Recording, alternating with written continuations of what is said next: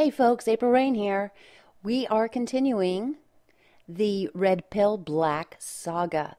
If you didn't see my first video, the link's in the description. I suggest you go watch it. It's got some interesting information. If you did see it, I just want to refresh your memory with this one quick clip. Now, this is where this story actually gets kind of good. Candace Owens was arrested in an unrelated harassment case in October. That would be October of 2007. So I'm just going to give you a quick, brief summary on what this tale is. She was allegedly harassed and intimidated by 3, 4, 5 white boys in a car who left messages on her phone, leaving racial epithets, calling her dirty, death threats via tarring and feathering. I don't even know the last time I've even heard that term. Anyway, it turns out that one of the alleged boys, a 14-year-old, who was the then mayor's son, Sam, who apparently was doxxed. Does this sound familiar? And then not even a year later, she's arrested for harassment. Still working on getting the details of that case, by the way. So what we're going to do now is fast forward to where she enters the limelight once again. An open letter from Candace Owens, dated March 5th, 2016. Dear Connecticut, do you remember me? 9 years ago, I was a senior at Stanford High School on the brink of a life-altering event. One night, as I sat watching a movie, a group of anonymous boys called my cell phone and left me a series of voicemails. Their words to this very day represent the most horrific that I have ever heard uttered against another human being. They started off by telling me that they were going to kill me just because I was black. They warned me that if they found me at home, they were going to unload a bullet into the back of my head. Note that in no other story before this, regarding this situation, there was nothing about bullets. Tar and feathering, allegedly, yes. Bullets, no. They cited other niggers who had died before me, like Martin Luther King and Rosa Parks. Again, none of this was detailed in any report. They threatened to tar and feather my family. In the other reports, it was her they were threatening to tar and feather. I remember feeling shocked and scared because I could think of not a single person, much less a group of them, who wanted to watch me die. I was reluctant to report it, but the next day, a teacher insisted I tell the principal, and then nothing was ever the same. By some random stroke of misfortune, one of those involved was Governor Donnell Malloy's son, a boy I had never even laid eyes upon. I wonder how she knew he was white, or even who he was, since it was anonymous phone calls. Malloy was mayor of Stanford at the time, and for obvious reasons, the mixture of politics and race proved irresistible to journalists. Soon my face was plastered on the front page of every newspaper across Connecticut. No, it wasn't. You were a minor. And everyone from the NAACP to Dr. Phil wanted in on the story. This is the first time I've ever heard Dr. Phil wanting in on the story, by the way. Do you vaguely recall me now? The connection meant that arrests would not immediately be made. The local police told me they needed to treat the case with special diligence. And they called in the FBI to help determine whether the 4 boys, 3 of whom were perfect strangers to me, had committed a hate crime.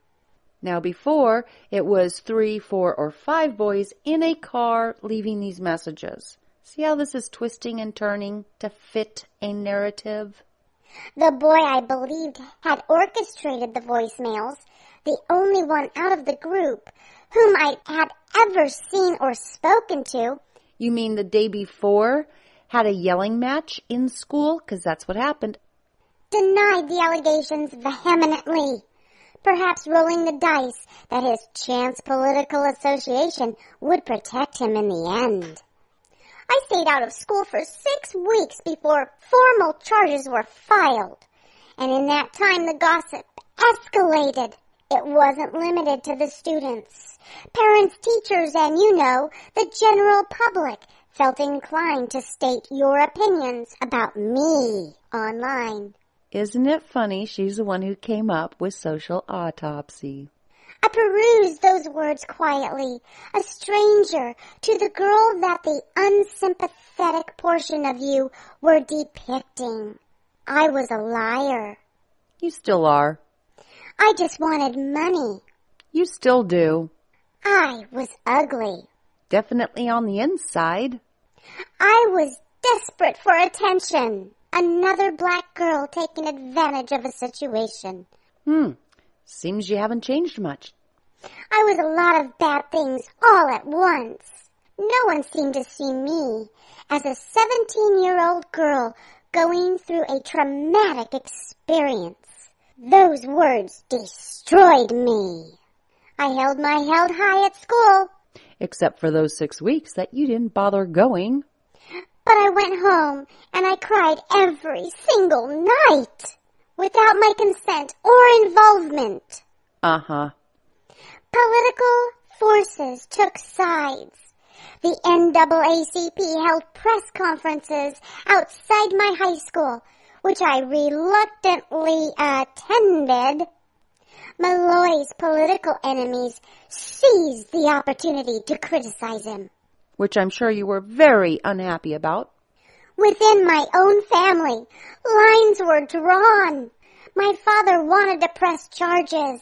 My mother just wanted to keep quiet so I could return to a normal life. And all I wanted was an apology.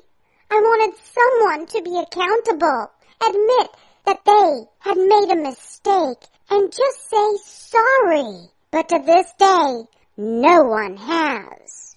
Not even our governor, who at the time had no comment, other than that his son had been fully cooperative with the police. And so what was my takeaway? I hated Stanford. I hated Connecticut. But above all else, I hated myself. I hated that my name would come up in a Google search for hate crime. Gee, again, the irony that she's the one who created the doxing site Social Autopsy.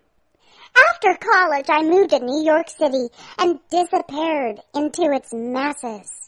The city was much too fast-paced for anybody to stop and take notice of me. Too much distracted by its own idiosyncrasies.